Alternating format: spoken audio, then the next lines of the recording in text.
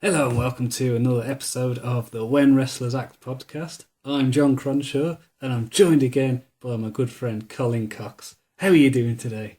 I'm quite well, thank you, John. Yourself? I'm not bad. We've just watched what can I only describe as Series 2, Episode 8 of Honey, I Shrunk the Kids, the TV series.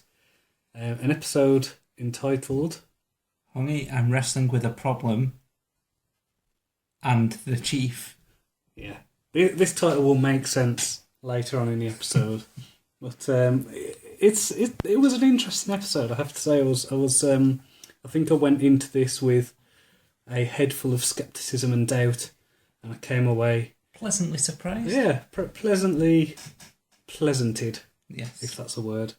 So let's think then. The episode opened up, and we had what's essentially the Rick Moranis character from the Honey, I Shrunk the Kids, the Mr. Slinsky, the inventor. I think that's his name. Yeah, he was fighting with a robot. Did you get what the robot was called? Wasn't it something like the Slugmeister 2000 or something? It's the Zelinsky Slugmeister. There we go. The Zelinsky Slugmeister. A very good trained robot. Was it a robot? I suppose it was. Yeah, it was an automaton, but it had artificial intelligence. Yeah, it could respond to punches, and apparently it had been trained in boxing and wrestling and.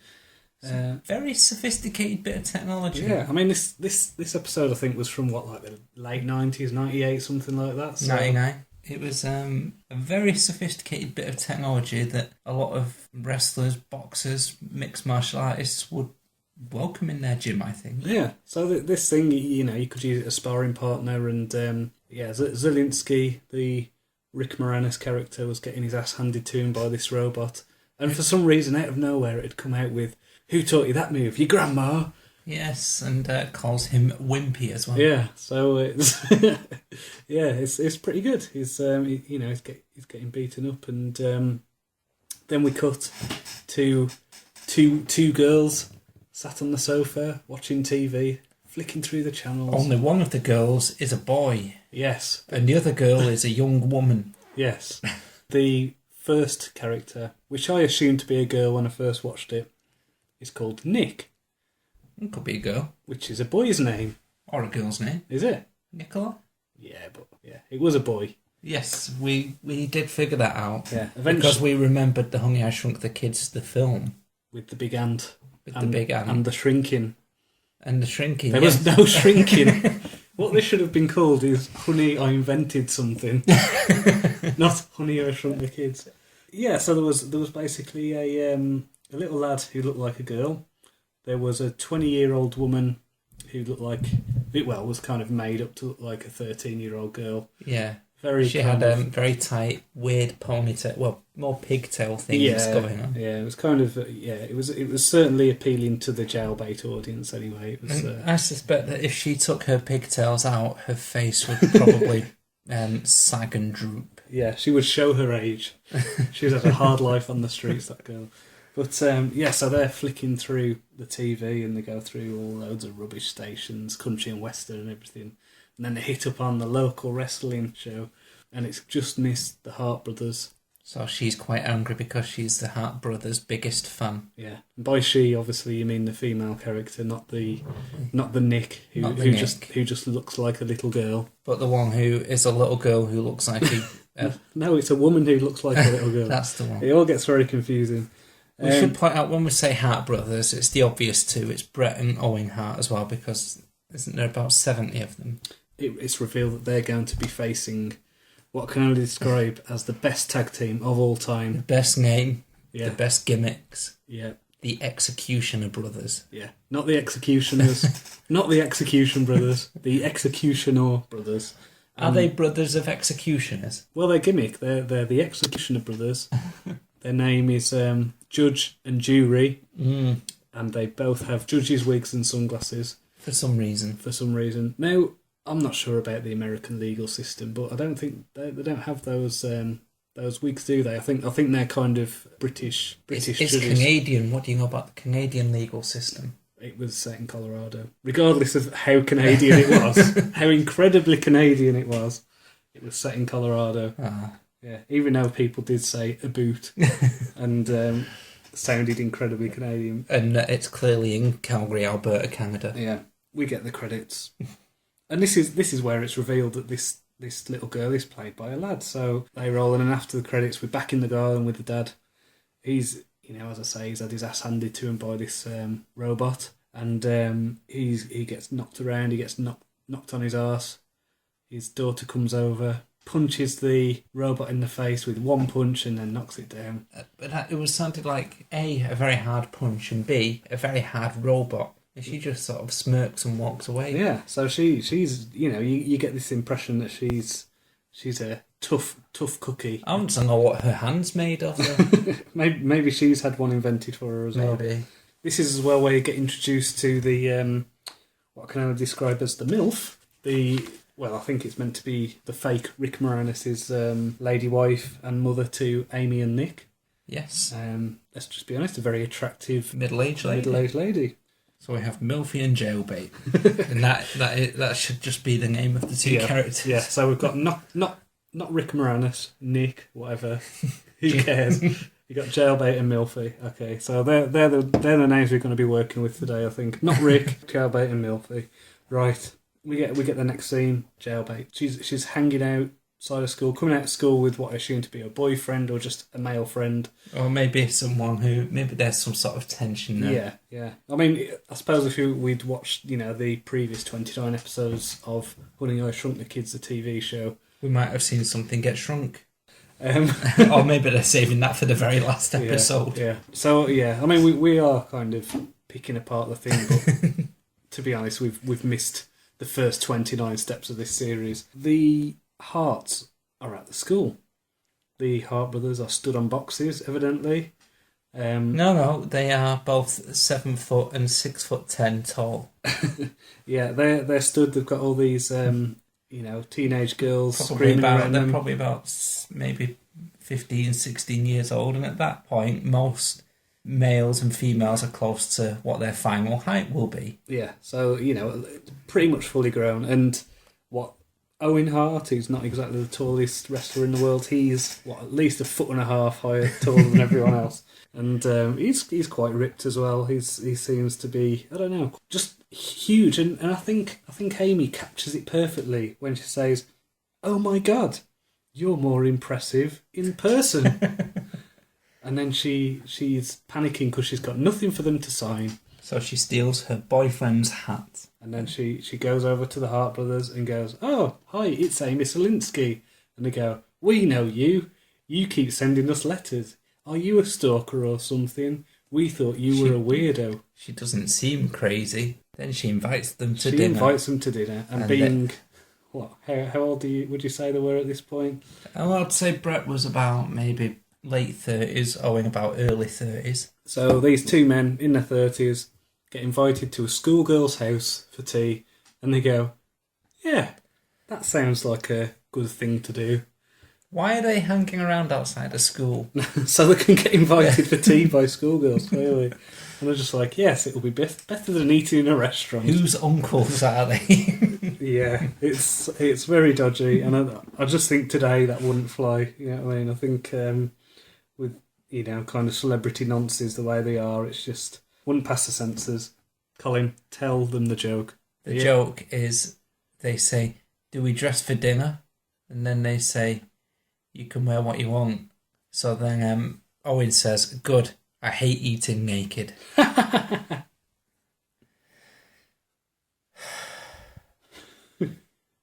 Can we edit in a tumbleweed? I think we already don't. I don't think we need to. I think we've captured it perfectly with that awkward silence.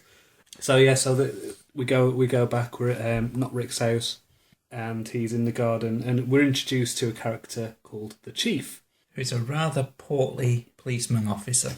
Not Rick has got a new invention. This guy is prolific with his inventions. He really is. He seems to invent one a day. And he's invented this thing that is essentially for, what would you say, trimming trees? A petrol-powered tree trimmer. Was it called the head trimmer? I think so. And it's something that goes on your head, just in case you didn't kind of get that there was a bit of sauciness and innuendo in this. Not Rick, says to Milfy, will you give me a yank? That's what he says. He's on about the petrol thing. I love that you have to children's pull. TV. Yeah, he's on about the I don't know what it's called. That thing you pull to start like The a lawnmower. ripcord. The ripcord, yeah. But I think it's implied that he's talking about his willy. What? Yeah, this is where Amy reveals that Bret Hart is coming for tea, and Owen Hart. And then there is genuinely the best joke of all time. Hang on, Oh, not yet. I'm excited just wait. This will top the Owen and Thingy's joke. But this joke, they get invited for tea, and it ends up Milfy is a big fan of wrestling, and she's very excited. So she gets more attractive by the moment. Yeah, she gets excited that the Hart brothers are coming, but she's also a big fan of the Executioner brothers. And Amy goes, but they're the bad guys. And she goes, no dear, in wrestling, they're known as heels. So she knows her stuff. She's obviously got She knows her onions. Yeah, she's got the insider knowledge. So then, she's worried about what she's going to wear for tea and what they're going to cook. I'm going to give you the honours again, Colin. I want you to tell this joke. So they've mentioned the Hart brothers. Yeah, so Jailbait comes home and she says to Dad, We've just met the Hart brothers. And he says, well, I went to school with the Lung sisters. Rewind. Say that again. In fact, could I tell it? No. So, go on, if you must. Yeah. So you can't beat that joke, can you? You just can't. The Hart brothers, the Lung sisters. Oh, it is brilliant.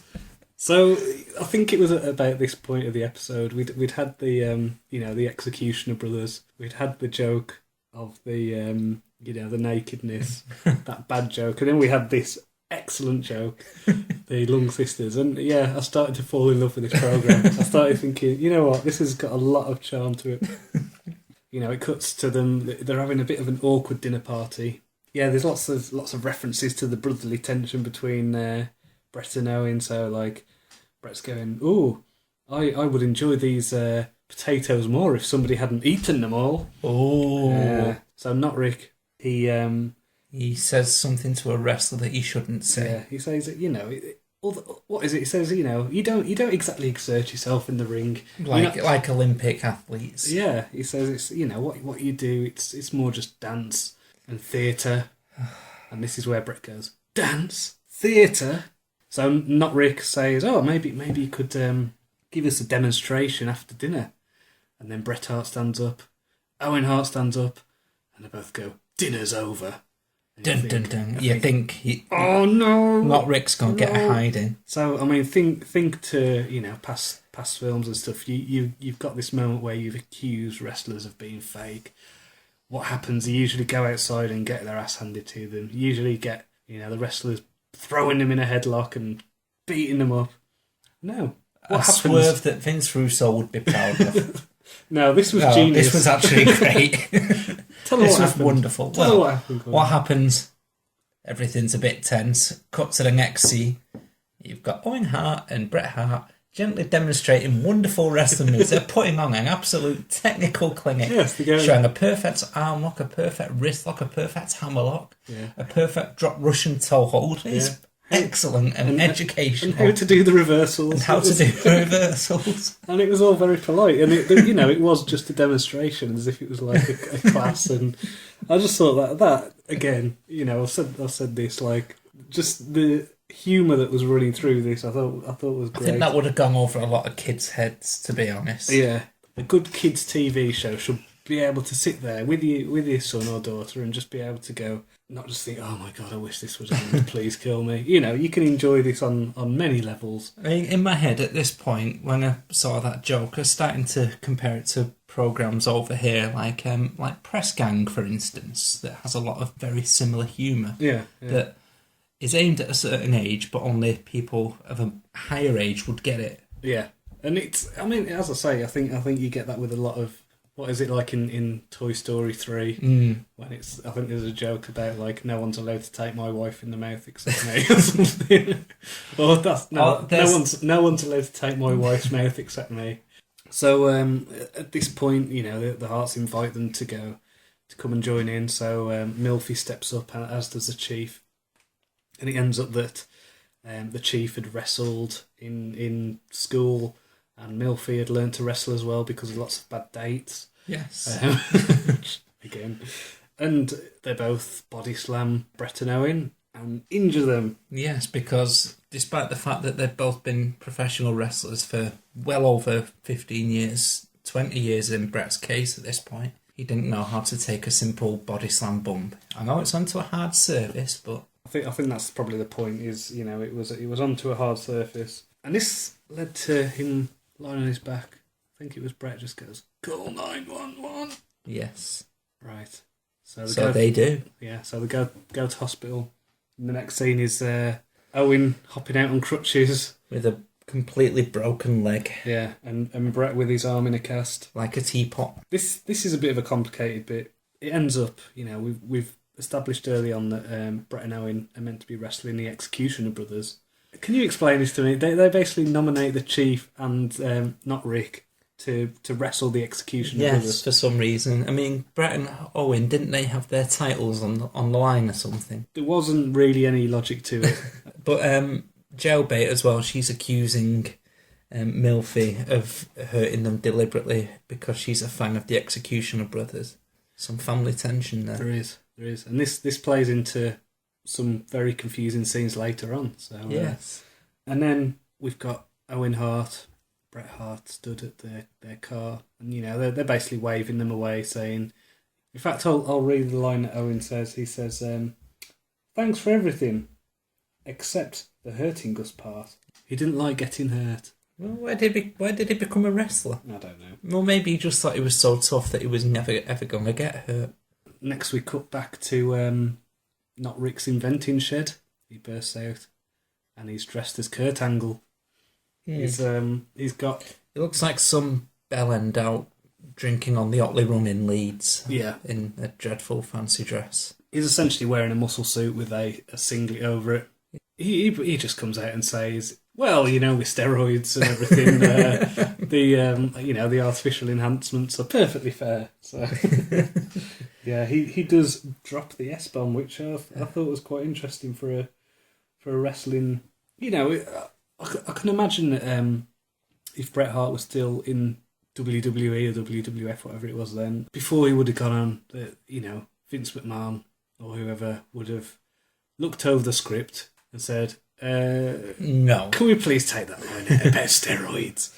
Can we please take that line out about fake? Can we please?" They would have vetted it, and they didn't. So thank God for Bret moving to WCW. Yeah, I mean, this is a weird point now, isn't it? But wasn't Owen still in WWF at this point? Yeah. So I don't know how that worked, but I think they were just there as themselves, weren't they? They probably didn't tell anyone, to be honest. Maybe less stringent rules about that sort of thing in those days. Maybe. I suppose. Maybe this is why the stringent rules were brought in. So he demonstrates what the suit is, and the suit is essentially a remote-controlled muscle suit that is a bit like, I suppose it's probably a development of the technology that was used for the Slugmaster, or whatever it's called, Slugmeister. He invented this overnight. Yeah, he's a genius. He is a genius. Why do they live in a small house? Yeah. It's a lovely house, but it's quite a small house. Surely they should be making millions. Yeah. So he's invented this suit. It's controlled by a remote control, like the same kind of remote control that you'd have for a television or other device that uses a remote control. He has to use that to control, his arms and legs. And he does a demonstration. A rather patronising demonstration. Yeah. And he says, "Oh, can I hear some raccoons under the gazebo?" And people look confused. So he goes over to the gazebo and lifts it up with one hand and then drops it down with one hand. And, completely defying gravity and weight distribution. Yeah, it looks really weird. It looks like, like the bad animation on them, like Jason and the Argonauts, or like, when they get the skeletons come out of the ground and it just looks a bit crap.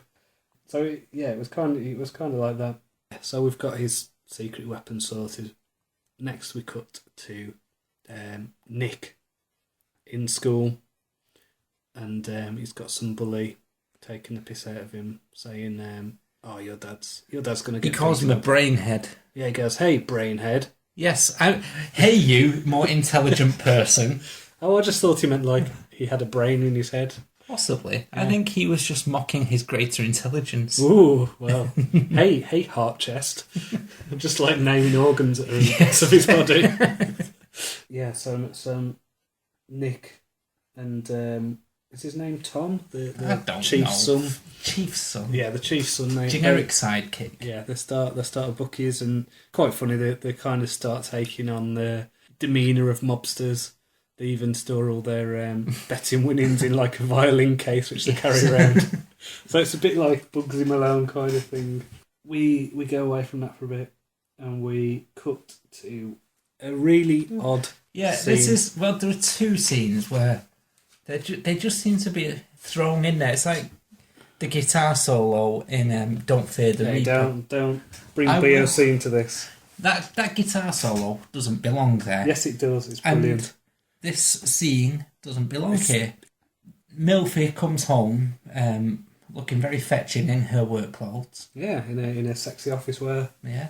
And then you find out that she's taking jailbait to the dentist, and she does a very hammy bit of, oh God, I can't believe you're taking me to the dentist, please. This crazy woman is taking me to the dentist. And that was pretty much the scene.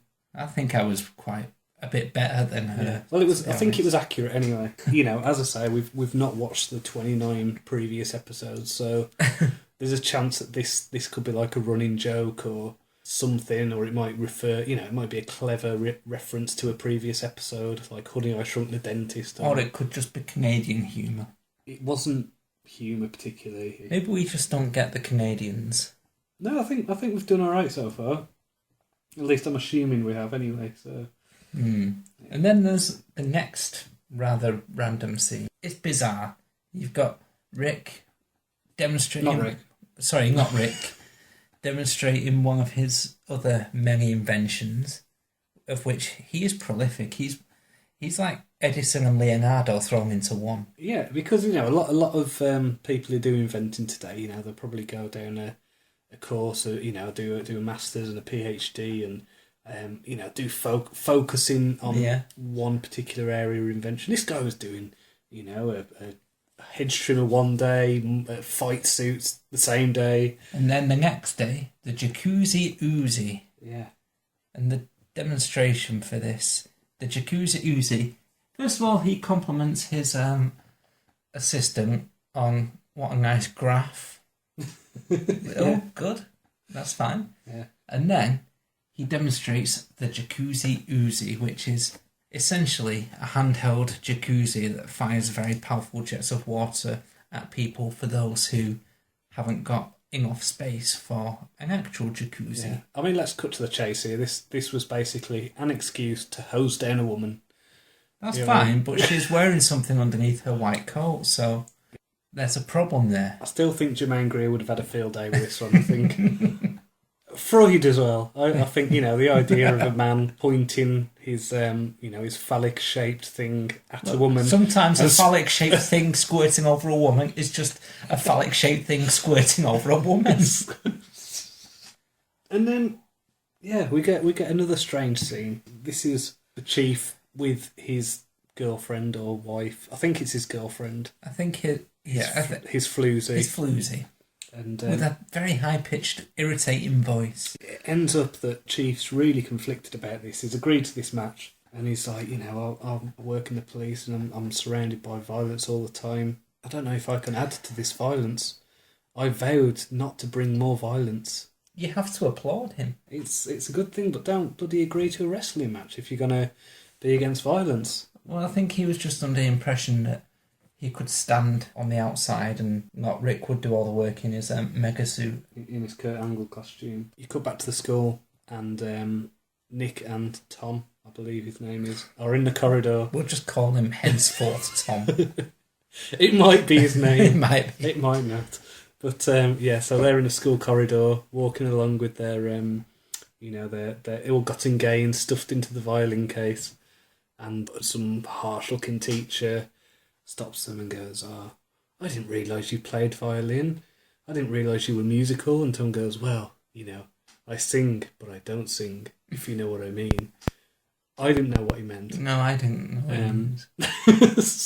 Canadian humour, maybe. Yeah. And then she goes, "Oh, can you play me a song with your violin?"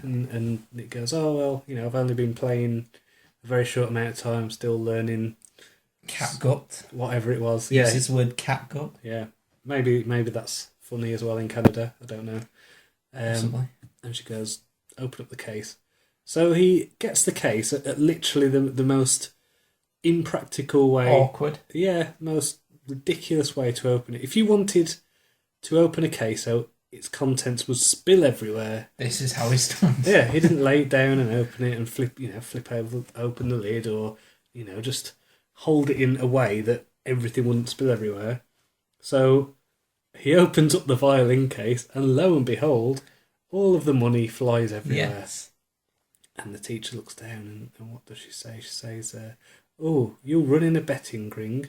Oh, well, I'd like to make a bet."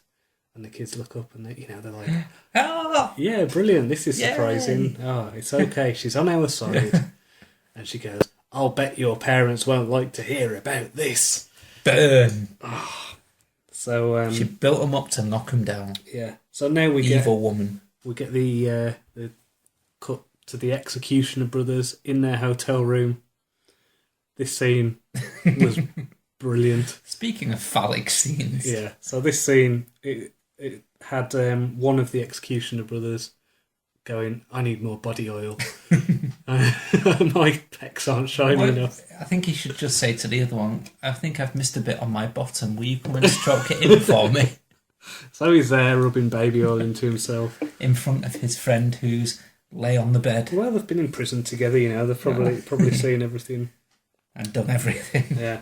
So they're looking at the they're looking in the mirror and growling, go roar, flexing their muscles and all this. And the other one, he's on the bed reading the newspaper, and he goes, "Oh my goodness, look who we're going to be fighting.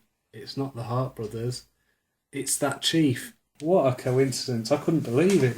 So it ends up that the Executioner brothers, they're going to wrestle the guy who arrested them, because lo and behold, who'd have thunk it? They're escaped convicts, and they're on the run. This is where we get the classic 90s motif of the really, really advanced internet. What was that? Do you remember that? Did you ever watch that film Swordfish? The hacking movie, where they're like, "Oh, well, if you're going to hack properly, you need 5 monitors." Anyway, I digress.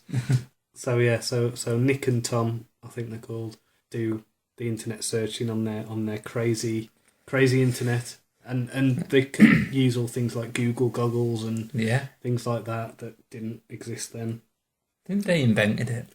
I think so. Well, I mean, maybe not Rick invented it, because maybe they literally did on this program, and Google were watching it. Probably that the timeline does match. So I'll go with that. And I think that the writers of the Honey, I Shrunk the Kids, the TV series, should get royalties from Google for it. So they're doing this comparison, and they find out that judge and jury are actually called Judd and Jerry. Ah. And they're escaped convicts from Baltimore. See, with very subtle name changes as well. That's really clever. I'm going to change my name to Colin. And then people just won't recognise me. You. Well, it's the sunglasses and a wig. If you had sunglasses and a wig as well, that would be it. And some baby oil. Yeah. Anyway, it's getting a bit weird. Yes. So they're from Baltimore. What do we know about Baltimore? Well, I've seen The Wire. So they're going to be... my assumption is that they're badass drug dealer types, perhaps. The gimmick is that the police chief and his deputy are going against the judge and jury. It's a whole legal theme, whole legalistic theme. It's a very interesting match. Is their manager called Appeals? No. When the kids got called into the head teacher's office and the parents were called in, they got banned from going to the wrestling show. And now they've realised that these people are escaped convicts. My dad's the one who put them away. Yeah, so we're going to have to go and save him. Because as, 11, 12-year-old kids, we're going to have a better chance of rescuing or, defeating these hardened criminals who've managed to escape from A secure institution. Yeah, I assume it'll be quite, maybe not maximum security, but a high security place. Yes. Question. Why didn't they just phone the police? They were fighting the police. But if they'd just phoned the local police and said, we've discovered that Judge and Jury are actually Judd and Jerry, go and arrest them. First of all, their dads would have both been safe. Second of all, they would have got a nice reward for it. Idiot children. I think it's just the Canadian legal system's different. I don't know. I think, it's a different country. It is, but, this is set in the US despite the fact that everyone's Canadian. Right. Here it is. It's the main event. It's the night of the wrestling show. It just cuts to the wrestling show. Executioner Brothers make their big entrance. They've got their wigs. They've got their giant law book. They've got a massive gavel. An absolutely huge gavel that's bigger Best gimmick in wrestling ever. This is where Triple H got his sledgehammer gimmick from. Yeah, I think the timeline does match. So I think they were absolutely brilliant. They were so charismatic. They came out, they had the wigs on, the sunglasses, and they're going to throw the book at you. Yeah, it was just such a well-rounded gimmick. Absolutely no complaints from me on this. But yeah, so Not Rick and the Chief come out. Not Rick's in his essentially a Superman outfit. The Chief, he's basically dressed in just a scruffy t-shirt and jogging bottoms. Yeah. And they're flanked by their valets. Basically, the milfy lady and the jailbait dressed in blue shiny catsuits as police women with handcuffs and, it's all very suggestive. And very phallic sticks. I mean, it surprised me that milfy woman didn't just start gently licking her BT stick, whatever they're called, nightstick. Yeah, truncheon.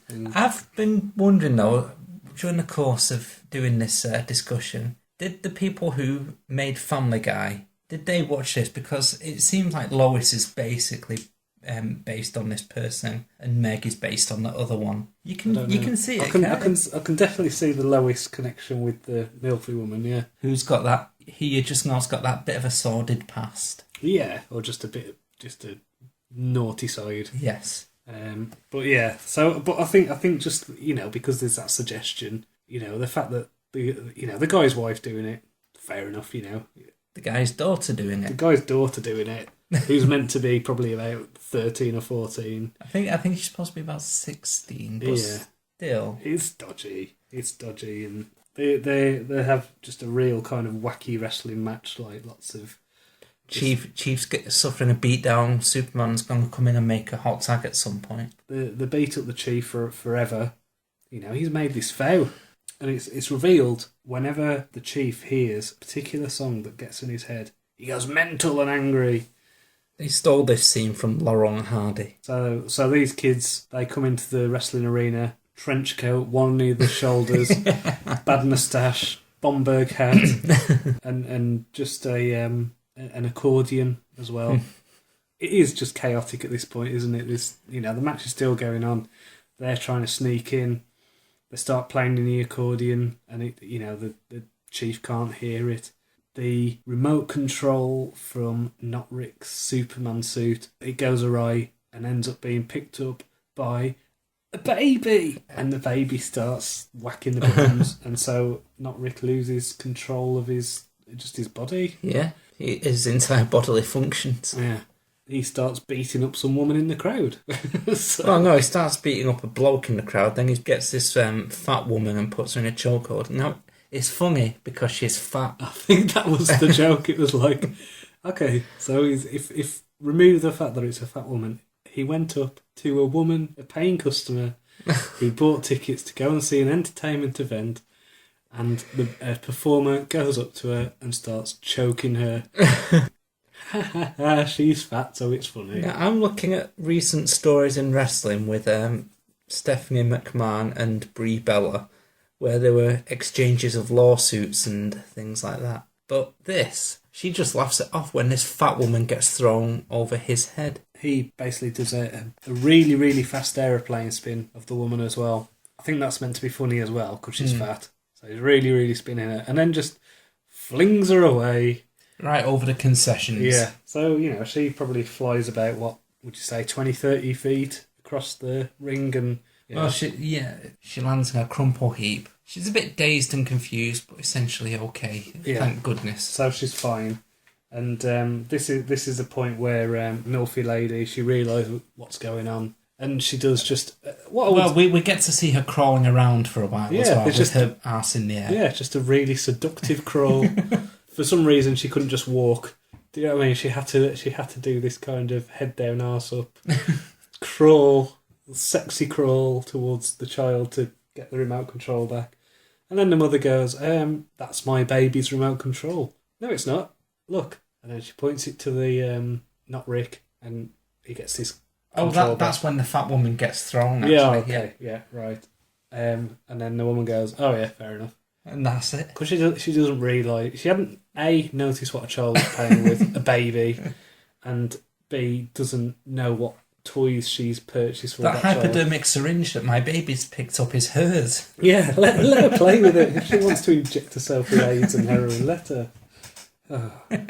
So at this point, the referee gets knocked out. There's, the chief continues to get beaten up. But then they got the remote back. Yeah, so they've got the remote back, and then he starts scrapping away. But then, what is it? One of the judge or jury, one of them two, picks up the gavel and starts, smacking it around. So it's like, oh no, he's gonna die. Not Rick and whatever he's called, The Dave, chief, is it? The chief. They're just they're children. Oh right, Nick and Dave, Tom. Nick and Tom. Alan. Nick and Tom. Nick and Tom. They make it to the announce desk. Yes, where for some reason there's a commentator for the crowd. Yeah, this has been a common theme, to be honest. In whenever wrestling is in other TV shows, there's always a commentator in the live events.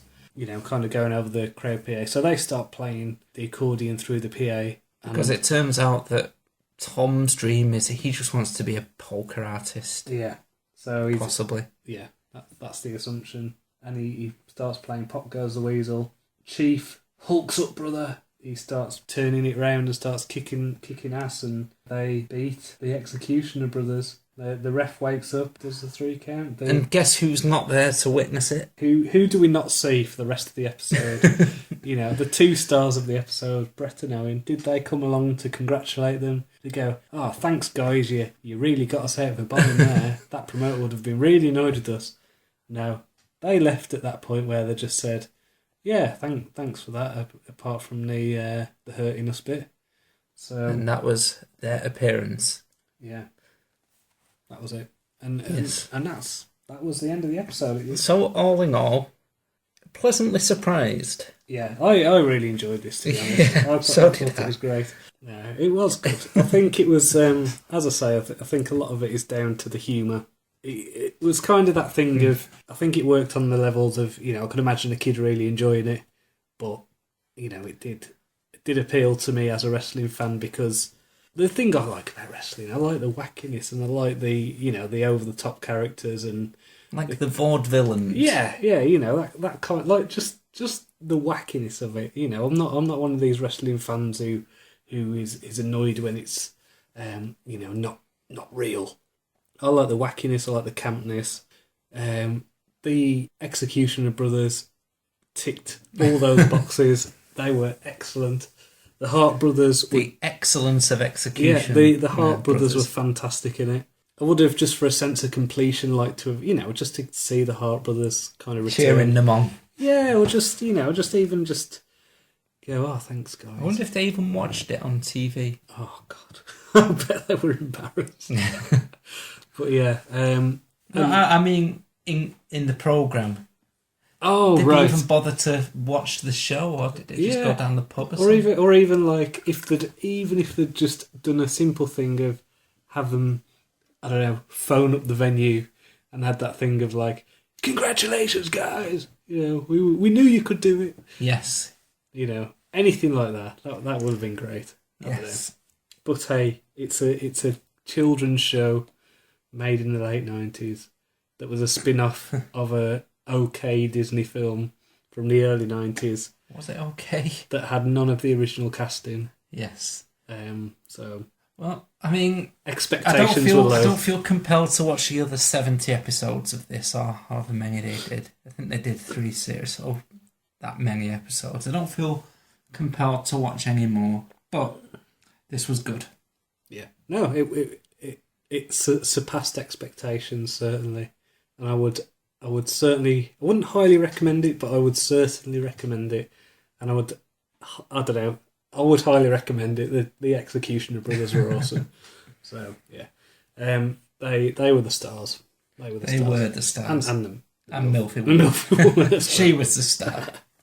Right. And that little police outfit, that was the star. Yeah, the little Ann Summers style. Yeah. No, that'll, anyway. So yeah, I think that's another episode done. You know, we've got all technology now. We've got all the iTunes set up, so you can subscribe to us on that. All you've got to do is go onto iTunes, type in When Wrestlers Act, and then you can subscribe, and it'll all go to your whatever thing you use. Some sort of pod or pad. Yeah, your iPods, pads, and all those majiggers. But it also works with things like Podcast Addict, and you know, it's pretty good in that respect. It works on a lot of things. We're on the Twitter, which is at WWA Podcast, and Facebook. So just check us out. Don't we have an internet site as well? Yeah, whenwrestlersact.com, yeah. Which is where we do the occasional writing and blogging and post the shows. So, yeah. Take a look and you know. Oh, and if you could review us on iTunes and say how great we are and give us 5 stars, I think that helps us go up the rankings. So. Yes, I shall go and do that myself. Yeah. Yeah, cheers. Right, all right then. I'll cheers. give us at least 3 stars. I wouldn't bother. 2, please. 2. I want. It would be nice to have a solid 2 stars for this podcast. So. Right. Anyway, cheers.